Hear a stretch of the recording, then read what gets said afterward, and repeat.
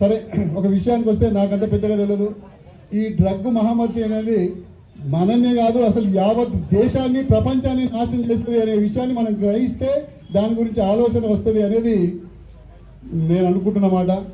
నిజంగా ఇవాళ ఉదాహరణకి ఈ మన ముందున్నటువంటి చెట్టుని పెట్టినాం, దాన్ని ఇంత చక్కగా కావడానికి అందరూ రకరకాలుగా నీళ్ళు వచ్చినాం, ఎట్లా పెరుగుతుందో చూసినాం, మంచి చూసి ఆ రకంగా వంగుతుంటే కూడా దాన్ని చక్కగా చేసుకుంటూ వచ్చినాం. అది ఇలా వంగకుండా అయిపోయింది, బ్రహ్మాండమైన నీళ్ళు ఇస్తుంది, చక్కటి చెట్టు ఆ రకంగా చూస్తే అందంగా కనిపిస్తుంది అనేది ఆ సాక్ష్యం.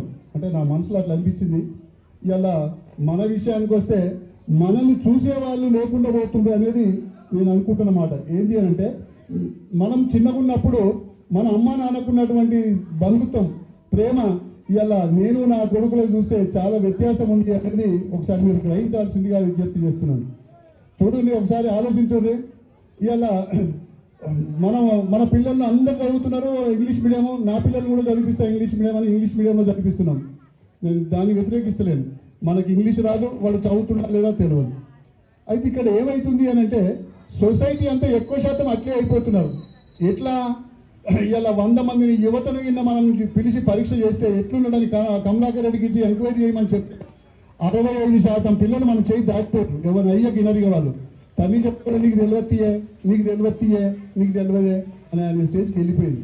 అంటే ఏమున్నా 30-35% తోటి సమాజం ఉంది. ఇది కూడా పోయిందంటే ఈ ప్రపంచం ఉండదు. ఇలా నేను చూసిన ప్రపంచానికి, నేను చూసిన చిన్నతనానికి ఇప్పుడు చూస్తున్న దానికి చాలా వ్యత్యాసం కనిపిస్తుంది. ఒకసారి గ్రహించాలి. సరే, ఇలా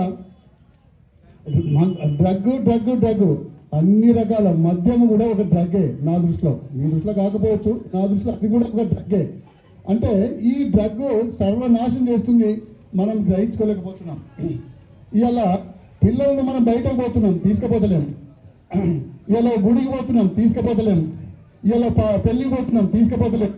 అంటే వాళ్ళకు మన మీద ఉన్నటువంటి ప్రేమ తగ్గిపోయింది, మనకు వాళ్ళ మీద ప్రేమ తగ్గిపోయింది. అంటే ఇటువంటి అయ్యో పాపం, ధర్మం, న్యాయం అనేది పిల్లల దగ్గర లేకుండా పోయడానికి కారణం ఎవరో కాదు, పిల్లలు కాదు, మనమే. మన పిల్లల్ని మనం అట్లా చూసుకోలేకపోతున్నాం. ఆ రకంగా దెబ్బతింటుంది వ్యవస్థ అనేది నేనైతే నమ్ముతున్నా. సరే, ఇవాళ నిజంగా డ్రగ్ తీసుకునే పిల్లలకు నిజంగా చూడు, మనం చిన్నప్పటి నుంచి ఏదైతే తల్లిపాలు తాగి, తర్వాత నీళ్లు తాగి, తర్వాత అన్నం తిని మన ఇంట్లో ఏదైతే తిన్నామో అదే మంచి బలమైన ఆహారం. ఇంకా అదేదో ఇదేదో ఇవి ఆ ఫుడ్ ఈ ఫుడ్ బ్రహ్మాండమైన ఫుడ్ తింటున్నామని అనేది అంతా తప్పే.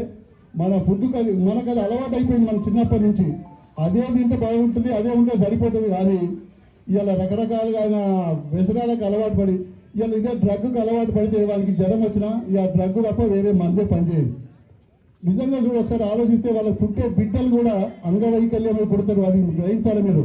ఆ డ్రగ్ తీసుకుని ఈ మద్యానికి అలవాటు పడ్డోళ్ళు సంసార జీవితంలో వాళ్ళ పుట్టే పిల్లలు కూడా అంగవైకల్యం కలిగి పుడతారు అనేది నేనైతే అనుకుంటున్నా. ఒకసారి ఆలోచించండి. సరే, ఇలా ఏది ఏమైనా మన భవిష్యత్తు ఇలా ఉదాహరణకి ఇది అయ్యేదా పోయేదా, డ్రగ్ వ్యతిరేక పోరాట కమిటీ ఇది చేస్తే అవుతుందా? కాదు. ఇక్కడ ఇలా తెలంగాణ ఒక విషయం ఆలోచిస్తే తెలంగాణ 1969లో తెలంగాణ ఉద్యమం స్టార్ట్ అయింది, రాలే అప్పుడు.